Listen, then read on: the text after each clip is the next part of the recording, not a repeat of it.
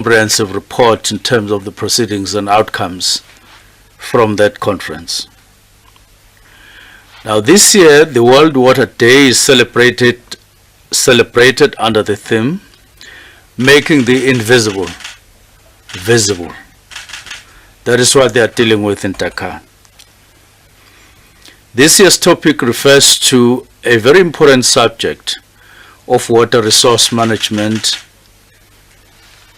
which is groundwater. Groundwater is by and large invisible, but its impact is visible everywhere. And that is the intention. Groundwater is by and large out of sight. It is under our feet, and it's a hidden treasure, but it enriches our lives once it has been drawn and put to use. As climate change gets worse, groundwater will become more and more critical. As a department and as a country, we are committed to exploring groundwater as an alternative water source to ensure water security to communities in communities affected by water supply challenges in our country. It is for this reason that we have a fully fledged strategy on groundwater, and on Monday next week, on the 28th, we will be dealing with the side of the strategy around operationalizing it. In other words, we will be looking at what are the programs that we need to have to operationalize our strategy so that we approach this matter in a highly organized and scientific way. And as such, the strategy deals with a lot of things, including the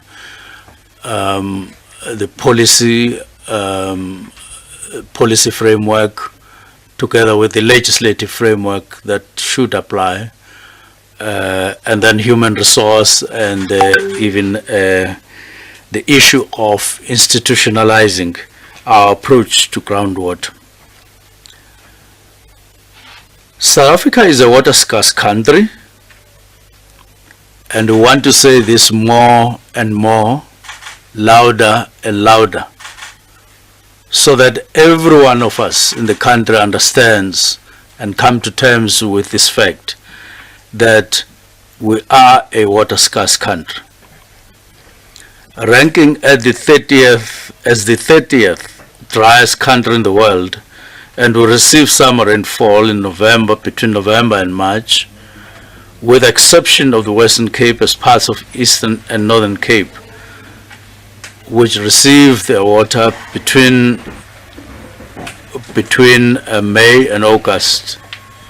That receive winter rain, they receive winter rainfall in those areas. Now, since the surface water resource are fully allocated, our water supply needs to be supplemented by international transfers, and in this case from Lesotho Highland Water Transfer Scheme, so that we augment our water as a water scarce country, so that we increase security of water in South Africa. And in this regard, we still have to explore other possibilities going forward, so that we have a reasonable, I would say, horizon in terms of water security all the time. Ideally, from where I sit, I would like a horizon of between 15 and 20 years, so that we plan all the time when we envisage or foresee danger, and we must identify it and deal with it always within a horizon of 20 years, 15 and 20 years, so that we are able to plan ahead. Now, we are approaching the second phase of that scheme, Lesotho Highland Water Transfer Scheme, and we are happy about the developments up to now.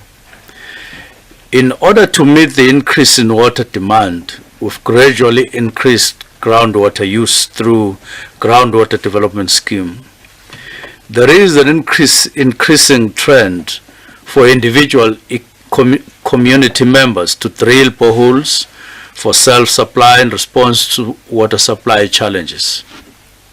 The rapid rate at which this is happening shows how resilient and critical the groundwater resource is.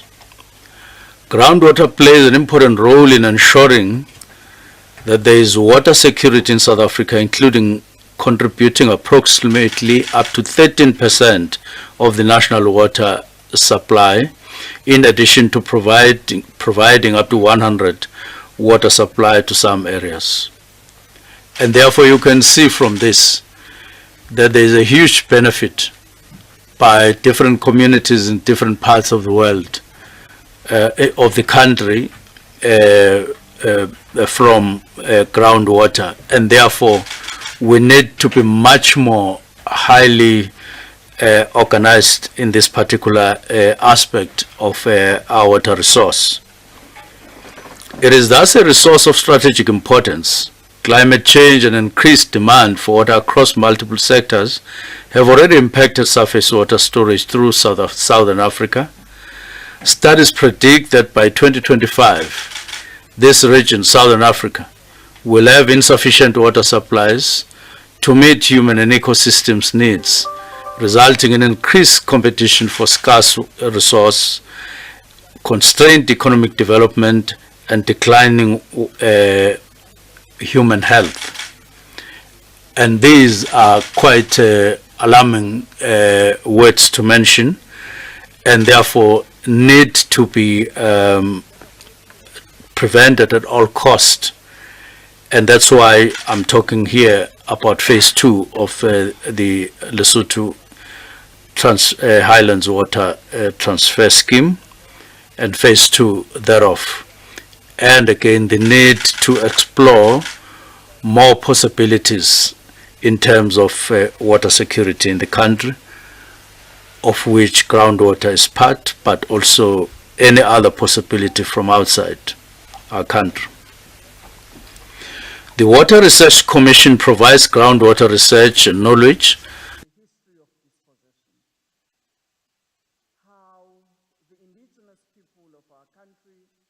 to the country by translating needs into research ideas, transfer and industrial research, Wits and Wits University, Stellenbosch University, but of course with also DWS laboratories and other role players in this regard.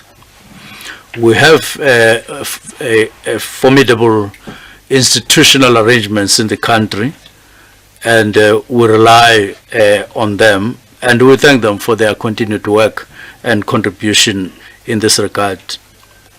A major challenge that needs to be addressed is the translation of science into policy, and thus to make the technical output of the project have an impact at both national and regional level.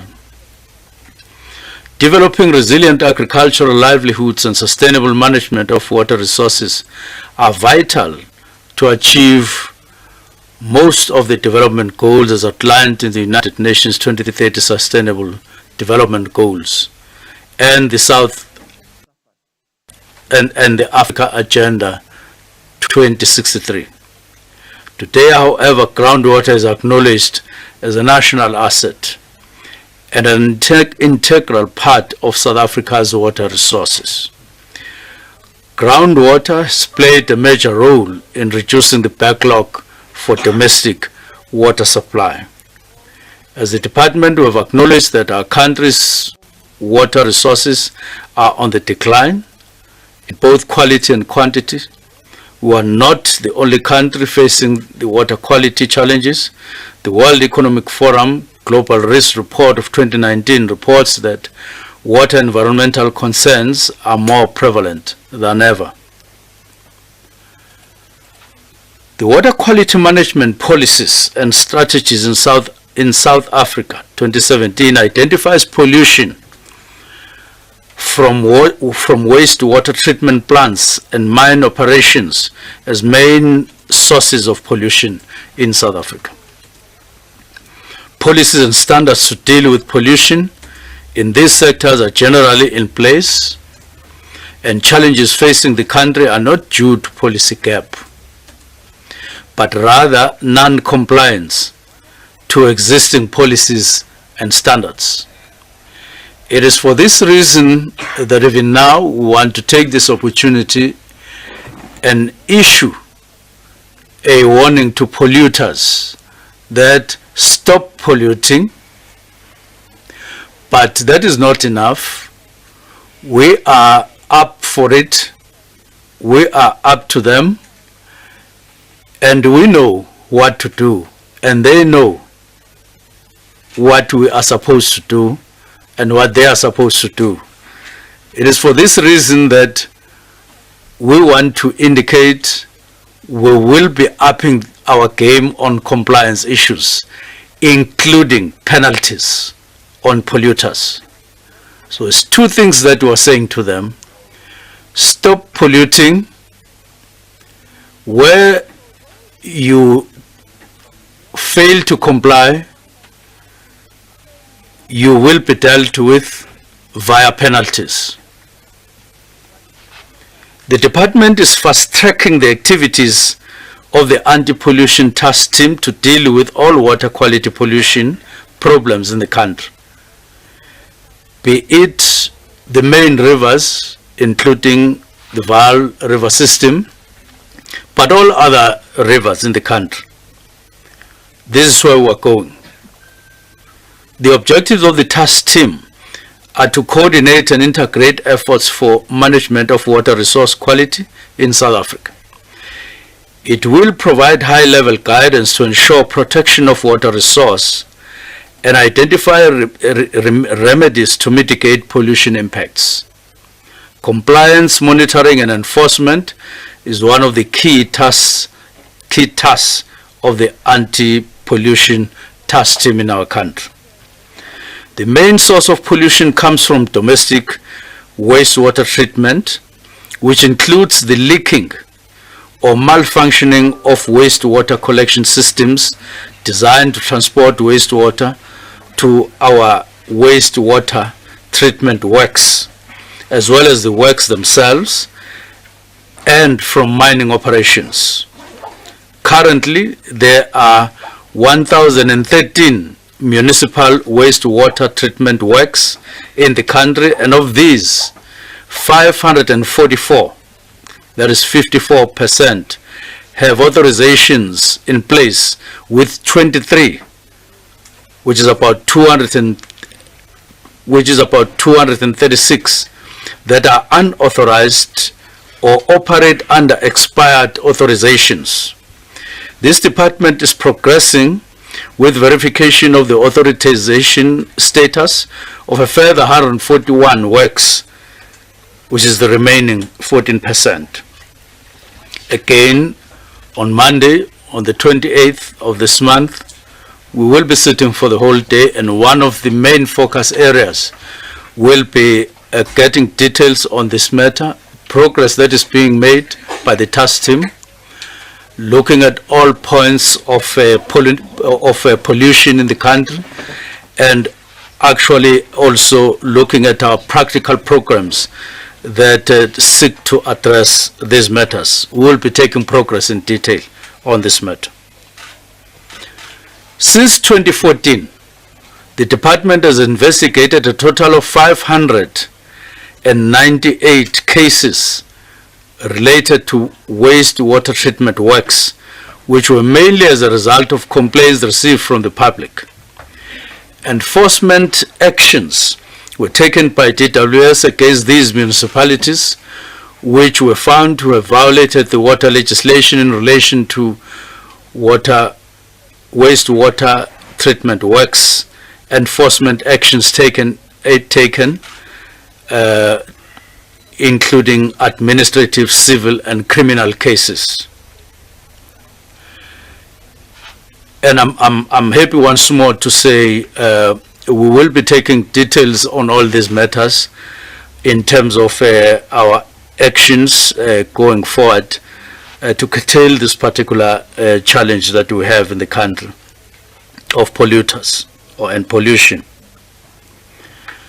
Ladies and gentlemen, members of the media, as we gather today, we must not forget that during the past 2 years, COVID-19 tested the strength of our water and sanitation services delivery model in a great way. COVID-19 has not only affected the physical health of our country, but it has exposed the big challenge we are facing as a nation in the form of inequality, economic vulnerability, and the lack of access to water services and poor maintenance of our water infrastructure, and including our sanitation infrastructure. It also taught us the importance of cooperation between the public and private sector, especially during challenges and uncertain times. We all witness how the private sector and civil society join hands with the public sector to ensure the safety and well-being of our members of society, including access to water for the unserved communities. This is the social compact we need to strengthen as per the call of the President of the Republic. We have commenced with the partnering with the private sector, with the Northern Cape being our pilot province in this regard. We will be soon going there to launch the public-private partnership on water and sanitation, which we have been working on since our visit to the Northern Cape earlier this year. On the National Water and Sanitation Summit, which we recently held on 18 to 19 February this year, of course it was a successful summit, a very successful one with 8 themes. And they are as follows. 1, water resource management and climate change. The second theme was financial sustainability of the water and sanitation sector. The third theme was water shortages, delivery mechanisms by municipalities and water boards. The fourth theme was integrated sanitation plan.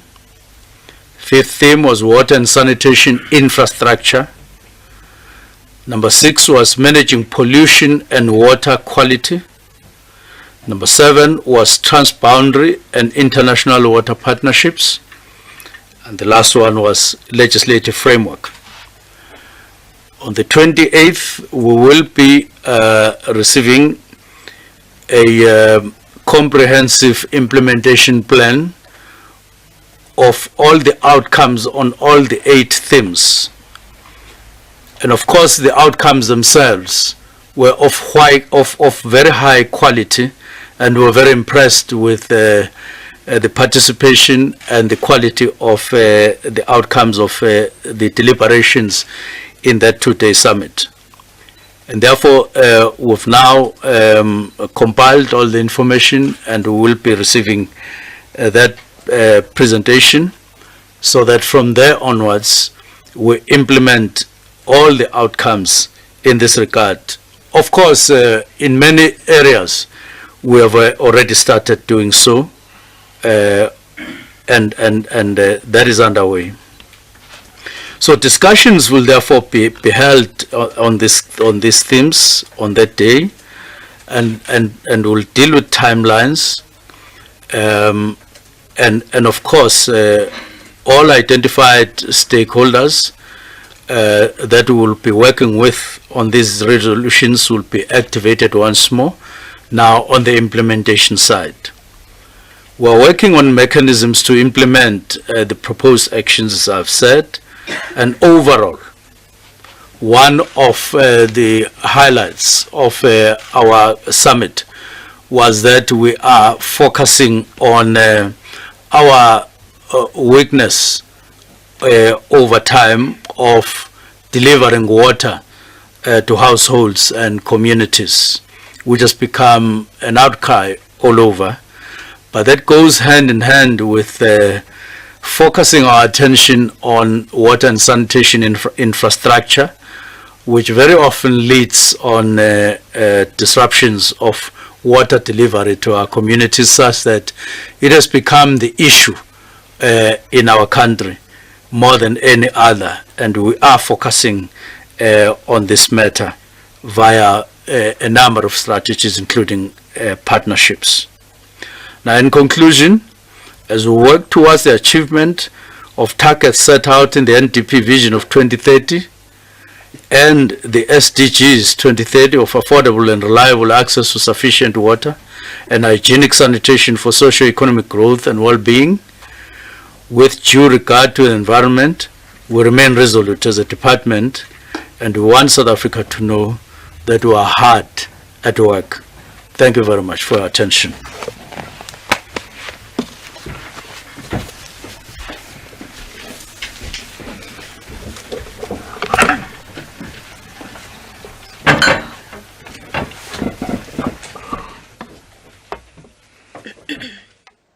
There we had a briefing by Water Affairs Minister Senzo Mchunu saying that South Africa is the 30th driest country in the world, and our water is certainly, quality is certainly on the decline. We're going to a short break. We'll be back after this.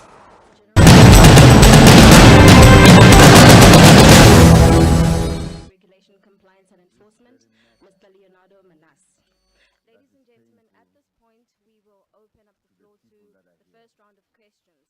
I would just like to request that you introduce your name as well as the media house that you represent. Can I Minister of just Agriculture, Land Reform, Rural Development, Mr. Otitiza. Minister of Human Settlement, Minister Gubai.